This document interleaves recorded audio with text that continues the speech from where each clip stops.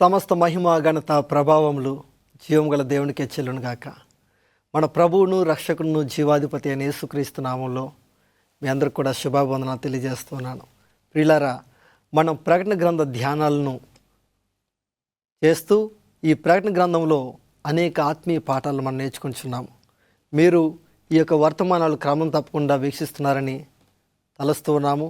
ఒకవేళ ముందటి కార్యక్రమాలు కనుక మీరు చూడలేనట్లయితే హోప్ టీవీ తెలుగు అనే ఈ యూట్యూబ్ ఛానల్లో మీరు ఈ యొక్క కార్యక్రమాలన్నీ కూడా మీరు చూడవచ్చు. ముందటి కార్యక్రమాలు రెవల్యూషన్ ఆఫ్ హోప్ అనే ఈ సిరీస్లో మనము ప్రకటన గ్రంథంలో ఉన్నటువంటి అనేక ఆత్మీయ పాఠాలను అధ్యాయం వెంబడి అధ్యాయమును మనం ధ్యానం చేస్తూ నేర్చుకుంటూ ముందుకు వెళ్తున్నాం.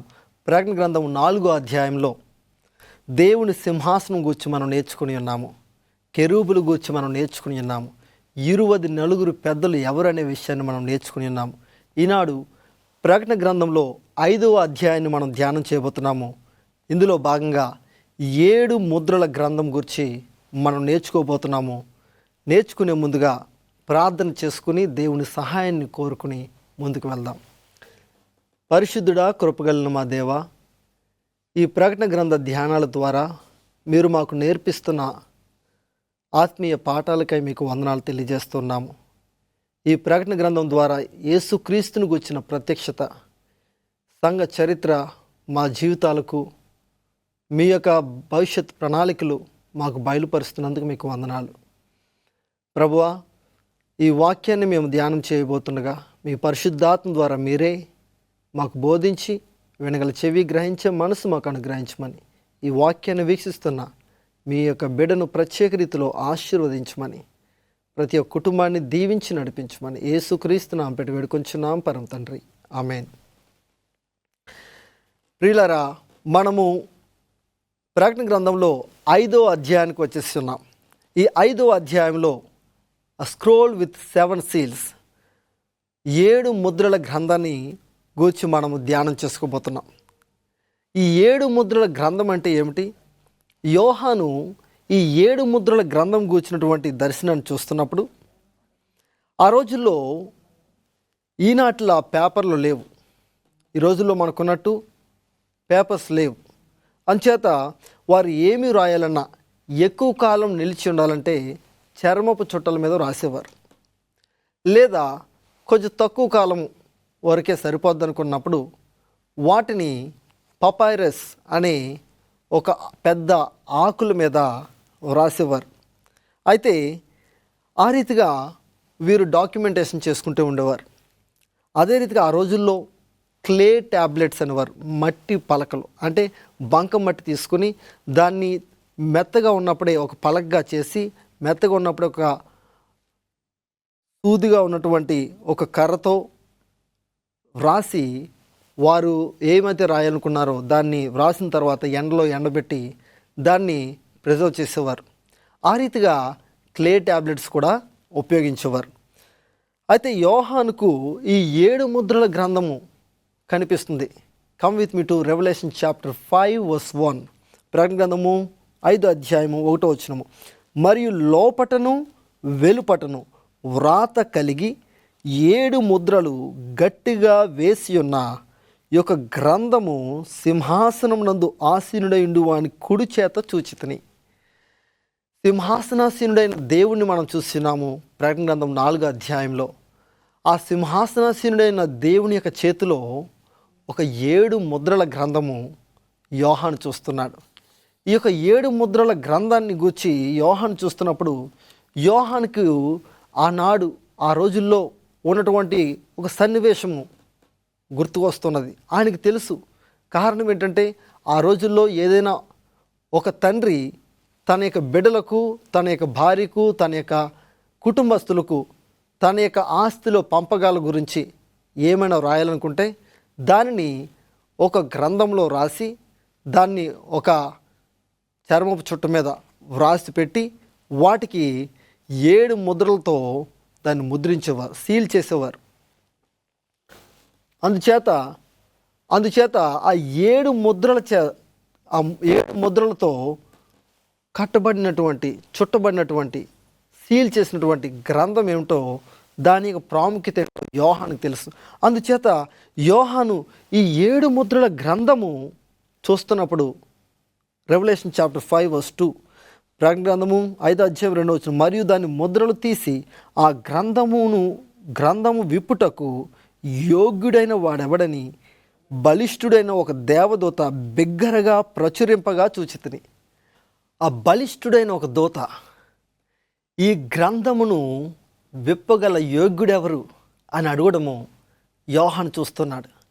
ఎప్పుడైతే ఈ మాట విని ఉన్నాడో, ఈ యొక్క గ్రంథము విప్పడానికి ఎవరు లేరా, ఈ గ్రంథము విప్పబడితే అందులో ఏమి రాయబడి ఉన్నదో నేను తెలుసుకుంటాను అని యోహాను ఎంతో ఆసక్తిగా చూస్తున్నటువంటి యోహానుకు ఒక నిరుత్సాహంగా, ఈ యొక్క గ్రంథాన్ని విప్పగలవాడు ఎవరు అని అడుగుతున్నప్పుడు ఏ సమాధానము కనిపించడం లేదు. ఆ సమయంలో యోహాను దుఃఖిస్తూ ఉన్నాడు, ఏడ్చుతూ ఉన్నాడు. రెవల్యూషన్ చాప్టర్ 5:4 ప్రకటన 5:4 ఆ గ్రంథము విప్పుటకైనను చూచుటకైనను యోగ్యుడెవడును కనబడనందున నేను బహుగా ఏడ్చుచుండగా. అక్కడ ఈ యొక్క 7 ముద్రల గ్రంథాన్ని విప్పడానికి యోగ్యులు ఎవరు కూడా ఆయనకి కనిపించడం లేదని అతడు ఆందోళన చెందుతూ ఏడుస్తూ ఉన్నాడు. కారణం ఏంటంటే John wanted to know what will be the inheritance of his brother James. అతని యొక్క అన్నయ్య అయినటువంటి యాకోబు యేసుక్రీస్తు ప్రభువారి శిష్యుల్లో ప్రథమ హతసాక్షిగా క్రీస్తు కొరకు ప్రాణం పెట్టి ఉన్నాడు.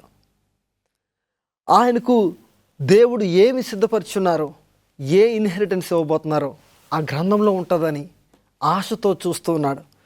అయితే అదే రీతిగా తన యొక్క స్నేహితుడైనటువంటి పేతురు తలక్రిందులుగా సిలువ వేయబడి మరణించున్నాడు. క్రీస్తు కొరకు గొప్ప సేవ చేసి అనేక మందిని రక్షించి తరువాత తలక్రిందులుగా సిలువ వేయబడి మరణించున్నాడు. తన కొరకు దేవుడు ఏమి స్వాస్థ్యాన్ని ఏర్పాటు చేస్తున్నారో తెలుసుకోవాలని ఆసక్తిగా ఉన్నది. అందుచేత ఈ యొక్క గ్రంథము విప్పబడితే దానిలో వారి యొక్క స్వాస్థ్యం ఏమిటో తెలుసుకోవాలని ఆశపడుతున్నాడు. థోమస్, యేసుక్రీస్తు ప్రభువారి శిష్యుల్లో ఒకడైనటువంటి తోమ భారతదేశానికి వచ్చి మలబార్ తీరంలోనికి వచ్చి ఆ రీతిగా ఈ యొక్క ప్రాంతం అంతా కూడా భారతదేశంలో కేరళ, తమిళనాడు రాష్ట్రాల్లో సువార్త సేవ జరిగించి ఆ రోజుల్లో భారతదేశానికి సువార్త తీసుకుని వచ్చి ఉన్నాడు. ఈ సువార్త తీసుకుని వచ్చి సువార్త ప్రకటించి భారతదేశంలోనే హతసాక్షిగా క్రీస్తు శకము 72వ సంవత్సరంలో చెన్నైలో ఉన్నటువంటి మైలాపూర్ ప్రాంతంలో ఒక ఈటి చేత పొడవబడి హతసాక్షిగా చనిపోయి ఉన్నాడు. అతని యొక్క స్వాస్థ్యం ఏమిటి తెలుసుకోవాలని ఆసక్తి.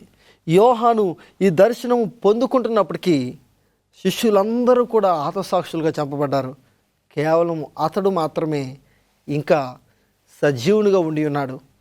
అతడు కూడా శ్రమల పాలై, క్రీస్తు కొరకు నిందల పాలై, అతడు కూడా హతసాక్షిగా చంపబడవలసిన పరిస్థితి ఏర్పడినప్పటికీ, ఆ మలమల కాగుతున్న నూనెలో వేయబడినప్పటికీ దేవుడు ఆయన కాపాడి రక్షించి ఆయన ద్వారా ఈ ప్రకటన గ్రంథాన్ని వ్రాయించడానికి ఈ దర్శనాలు చూపిస్తూ ఉన్నారు. అయితే ఈ దర్శనం పొందుకున్నటువంటి యోహాను తన యొక్క తోటి శిష్యుల యొక్క స్వాస్థ్యం ఏమైనది, ఈ ప్రపంచ భవిష్యత్తు ఏమైనది, ప్రాముఖ్యంగా ఈ శిష్యుల యొక్క భవిష్యత్తు విషయంలో శిష్యుల యొక్క పరలోక స్వాస్థ్యం ఏమైనదో తెలుసుకోవాలని ఆ 7 ముద్రల గ్రంథము ఫాదర్స్ విల్ అందులో ఉంటుందని తెలుసుకోవాలని అతడు ఆసక్తితో చూస్తున్నాడు. అయితే ఈ యొక్క గ్రంథాన్ని విప్పగల వారెవరూ కూడా కనబడినందున అతడు దుఃఖంతో ఏడుస్తున్నాడు. ఆ సమయంలో మనం చూస్తే అక్కడ ఒక పెద్ద నిలబడి ఆయన అంటున్నారు, ఒక పెద్ద 24 పెద్దల్లో వారి గురించి మనం తెలుసుకుని ఉన్నాము. వారు అంటున్నారు, ఒక ఆయన అంటున్నాడు, ఏడవకము, ఇదిగో రెవల్యూషన్ చాప్టర్ 5:5 ప్రకటన 5:5 ఈ రీతిగా రాయబడి ఉన్నది. ఆ పెద్దల్లో ఒకడు, ఏడవకము, ఇదిగో దావీదుకు చిగురైన యోధా గోత్రపు సింహము 7 ముద్రలను తీసి ఆ గ్రంథమును విప్పుటకై జయము పొందునని నాతో చెప్పెను. యోహాను, నువ్వు ఏడవద్దు, ఎందుకంటే ఆ పెద్ద మానవ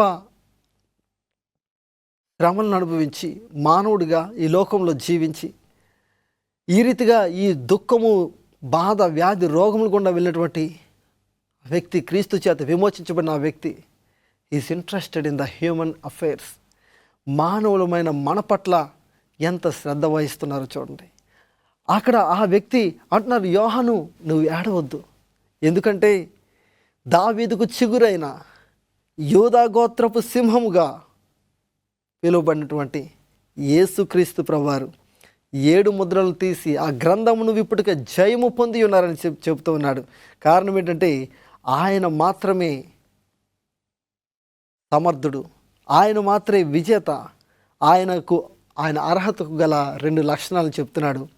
ఆయన యోధా గోత్రపు సింహము, దావీదు చిగురు అని సెలవిస్తున్నాడు. దావీదు చిగురు అంటే దానికి అర్థము యేసుక్రీస్తు ప్రభువారు దావీదు యొక్క వంశావళి నుంచి వచ్చున్నారు. ఆయన మెస్సయ్య దావీదు వంశం నుండి వచ్చునని ప్రవచనం చెప్పబడిన రీతిగా ఆయన దావీదు వంశావళి నుంచి వచ్చినట్లుగా మనం చూస్తున్నాం.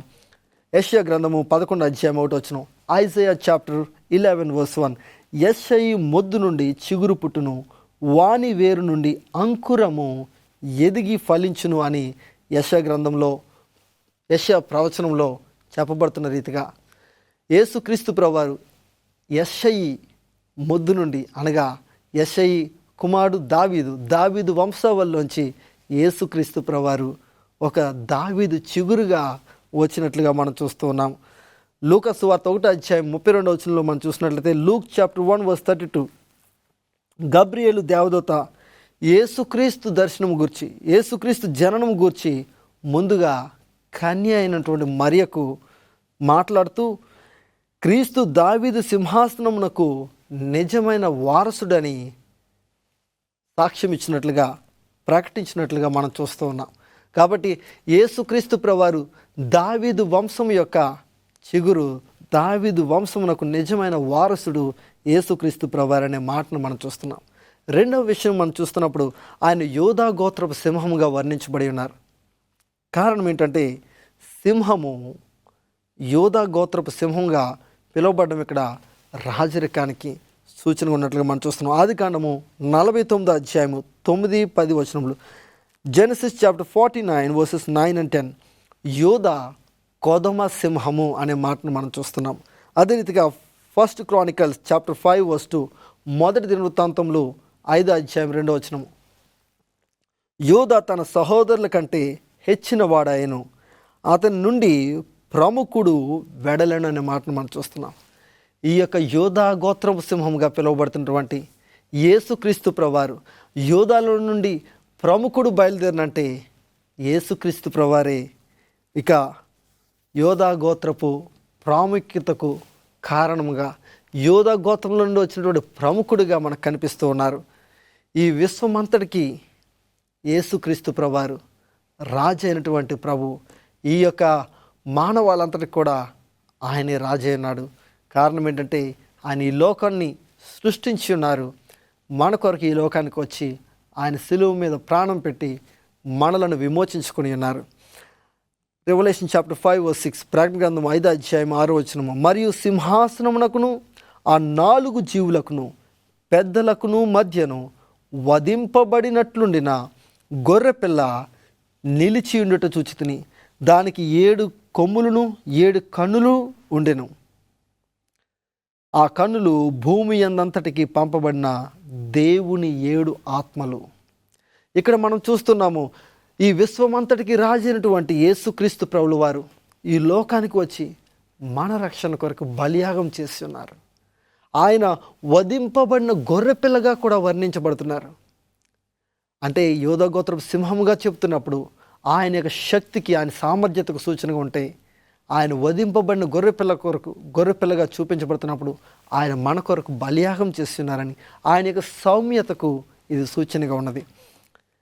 జాన్ చాప్టర్ 1:29, యోహాను సువార్త 1:29 మనం చూసినట్లయితే, ఇదిగో లోక పాపమును మోసుకొని పోవచ్చున్న దేవుని గొర్రెపిల్ల అని యోహాను సాక్ష్యం ఇస్తున్నాడు. యేసుక్రీస్తు ప్రభువారు లోక పాపమును మోసుకొని పోవచ్చున్న దేవుని గొర్రెపిల్లగా యోహాను ఈ లోకానికి బాప్తిస్మిచ్చి యోహాను పరిచయం చేస్తున్నాడు. ప్రకటన గ్రంథము 13:8, రెవల్యూషన్ చాప్టర్ 13:8, జగదుత్పత్తి మొదలుకొని వధింపబడిన గొర్రెపిల్ల అని యేసుక్రీస్తు ప్రభువారు చెప్పబడుతున్నారు. జగదుత్పత్తి మొదలుకొని వధింపబడిన గొర్రెపిల్లగా యేసుక్రీస్తు ప్రభువారు వర్ణించబడుతున్నారు. 1 Peter చాప్టర్ 1:18, 1 పేతురు 1:18, అమూల్యమైన రక్తము చేత అనగా నిర్దోషమును నిష్కలంకమునగు గొర్రెపిల్ల వంటి క్రీస్తు రక్తము చేత విమోచింపబడితిమి. మనం ఏ రీతిగా విమోచించబడి ఉన్నాము?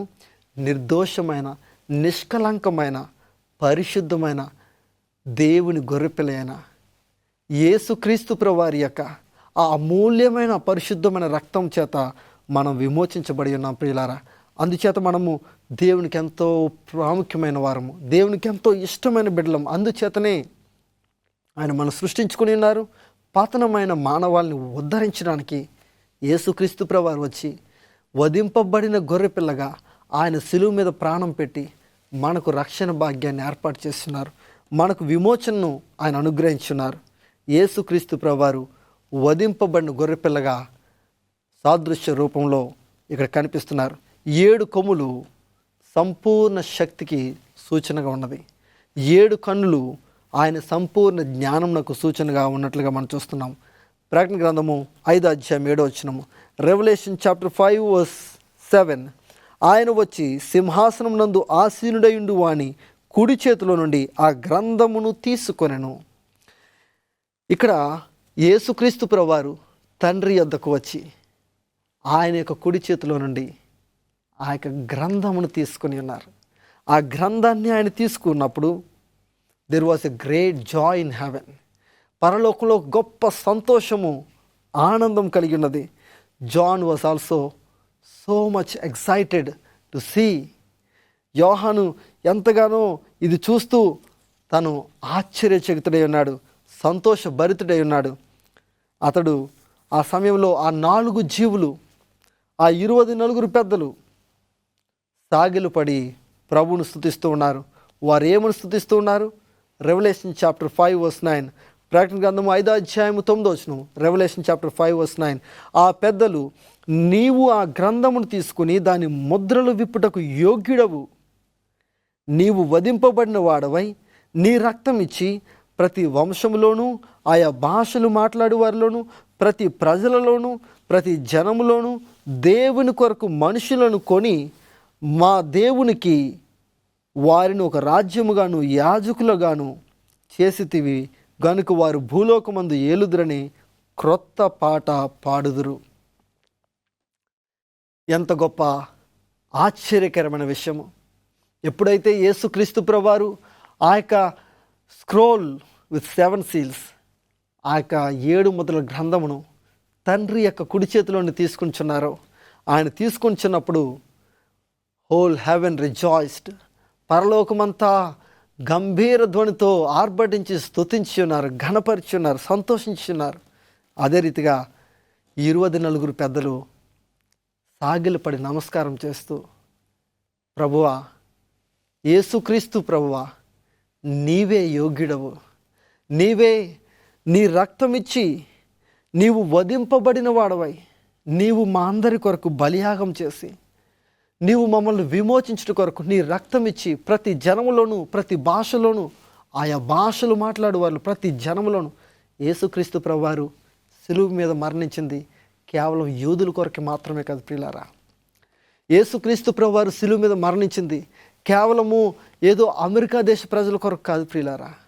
యేసుక్రీస్తు ప్రభువారు సిలువ మీద ప్రాణం పెట్టింది ఏదో ఆ ఇంగ్లాండ్ దేశ ప్రజల కోసం మాత్రం కాదు ప్రియులారా. యేసుక్రీస్తు ప్రభువారు సిలువ మీద ప్రాణం పెట్టింది మన భారతదేశ ప్రజల కొరకు కూడా. కారణం ఏంటంటే ఆయన మనందరినీ కూడా సృష్టించిన సృష్టికర్త. ఆయనకు మనమందరం కూడా ఎంతో ఇష్టమైన బిడ్డలము. కొన్ని కారణాల చేత సాతానుడు మనలను దేవుని యొక్క సత్యం నుండి వైదొలగింపచేసి విగ్రహారాధనలోను, మూఢాచారాల్లోనూ, ఈ లోక సంబంధమైనటువంటి అంధకార సంబంధమైన క్రియల్లోనూ పాలి భాగస్తులుగా చేసి దేవునికి దూరస్తులుగా చేసినటువంటి మానవాళిలో ప్రతి ఒక్క వ్యక్తి పట్ల కూడా ప్రభు శ్రద్ధ వహిస్తున్నారు. కారణం ఏంటంటే ప్రతి ఒక్క వ్యక్తిని సృష్టించింది యేసుక్రీస్తు ప్రభువారే. కాబట్టి ఆయన్ను మనం స్తుతించాలి. ఆయన ఎందుకు స్తుతించాలంటే 2 కారణాలు. ఆయన మనల్ని సృష్టించి ఉన్నారు కాబట్టి ఆయనను మనం స్తుతించాలి. రెండవ విషయము, ఆయన మనల్ని విమోచించుకొని ఉన్నారు కాబట్టి ఆయనను మనం స్తుతించాలి. ఆయనే స్తుతి నొందదగినవాడు, ఆయనే ఆరాధనకు యోగ్యుడు. Come with me to Revelation chapter 5:11. ప్రకటన గ్రంథము 5వ అధ్యాయము 11వ వచనం మనం చూసినట్లయితే, ఇక్కడ ప్రకటన గ్రంథం 5వ అధ్యాయము 11వ వచనంలో మనం చూసినట్లయితే, మరియు నేను చూడగా సింహాసనమును, జీవులను, పెద్దలను ఆవరించి ఉన్న అనేక దూతల స్వరము వినబడెను.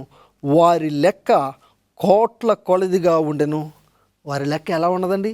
కోట్ల కొలదిగా ఉన్నది. కోట్ల కొలది దేవదూతలు ఆయనను స్తుతిస్తూ ఉన్నారు. వారు వధింపబడిన గొర్రెపిల్ల, రెవల్యూషన్ చాప్టర్ 5:12. ప్రకటన గ్రంథము 5వ అధ్యాయం 12వ వచనం, వారు వధింపబడిన గొర్రెపిల్ల శక్తియు, ఐశ్వర్యమును, జ్ఞానమును, బలమును, ఘనతయు, మహిమయు, స్తోత్రమును పొందనర్హుడని గొప్ప స్వరంతో చెప్పుచుండిరి. నిరంతరము స్తుతినొందదగిన వాడు, ఆరాధనకు యోగ్యులు మన ప్రభు అయిన యేసుక్రీస్తు వారు. కారణం ఏంటంటే ఆయన మనల్ని సృష్టించి ఉన్నారు, మనల్ని విమోచించి ఉన్నారు. ఆ యొక్క పరిశుద్ధుల సమూహంలో, పరిశుద్ధ దూతల సమూహంతో కలిసి ఆయన రెండోసారి వచ్చినప్పుడు నీవు నేను ఆయనతో రెండో రాకులు ఎత్తబడి ఆ పరలోక సమూహంతో కలిసి ఆయన స్తుతించాలని, ఆయన సింహాసనం ఎదుట నిలిచి ఆయన గణపరచాలని ఆశపడుతున్నావా? అయితే ఈనాడే యేసుక్రీస్తుని స్వరక్షకుని అంగీకరించు ప్రియ సహోదరుడా, ప్రియ సహోదరి. యేసుక్రీస్తు నీ కొరకు ఆయన ప్రాణం పెట్టి ఉన్నారు. యేసుక్రీస్తు ప్రభువారు నిన్ను ప్రేమిస్తున్నారు. ఈ లోకంలో నిన్నెవరూ ప్రేమించడం లేదనుకుంటున్నావేమో, కానీ నీ కొరకు ఆయన ప్రాణం పెట్టినంతగా నిన్ను ప్రేమించున్నారు. నిన్ను రక్షించడం కొరకు ఆయన శిలువ మీద ప్రాణం పెట్టి ఉన్నారు. నన్ను రక్షించడానికి ఆయన శిలువ మీద ప్రాణం పెట్టి ఉన్నారు. మనమంటే ఆయనకి ఎంతో ఇష్టము, ఎంతో ప్రేమ. ఆ ప్రేమను మనం అర్థం చేసుకుందాము. ఆ ప్రభుతో నిరంతరము ఆయనతో ఉండులాగిన సిద్ధపడదాము. అటు కృపా ధన్యత దేవుడు మనకు కలుగచేయను గాక. ఆమేన్. ఈ యొక్క 7 ముద్రలు గ్రంథము విప్పబడుతున్నప్పుడు దానిలో ఉన్నటువంటి సత్యాలు, ఒక్కొక్క ముద్ర విప్పుతున్నప్పుడు ఏమేమి జరుగుతుందో మనం వచ్చే కార్యక్రమాల్లో మనం నేర్చుకోబోతున్నాము. ప్రార్థన చేసుకుని వాటి కొరకు ఈ యొక్క వచ్చే వారంకి 6వ అధ్యాయం అంతా కూడా మీరు చదివి ధ్యానం చేసి ఉండాలని ఆశపడుతున్నాను. ప్రార్థన చేసుకుందాం. పరిశుద్ధుడా, ప్రేమ గల మా తండ్రి, మీ వాక్యము ధ్యానం చేసే భాగ్యం మాకు అనుగ్రహించినందుకు వందనాలు. యేసుక్రీస్తు ప్రభువా, నీవే ఆరాధనకు యోగ్యుడవు. నీవే మమ్మల్ని విమోచించిన ప్రభువు, మా విమోచకుడవు. మీకు స్తోత్రములు. ఈ యొక్క 7 ముద్రల గ్రంథమును విప్పుటకు నీవే యోగ్యుడివై విప్పి వాటిలో ఉన్న సత్యాలు మాకు బయలుపరుస్తున్నందుకు మీకు వందనాలు. మీ పరిశుద్ధాత్మ ద్వారా మీరే మాకు బోధించి నడిపించమని, ఈ వాక్యాన్ని వీక్షించిన మీ బిడ్డలను దీవించమని మా ప్రభునతి త్వరలో రాని ఉన్న యేసుక్రీస్తు నామముపేట వేడుకొంచున్నాం పరమ తండ్రి. ఆమేన్. ప్రియులారా, ఈ కార్యక్రమాలని క్రమం తప్పకుండా వీక్షిస్తూ ఉండండి. దేవుడు మిమ్మల్ని దీవించును గాక. May God bless you.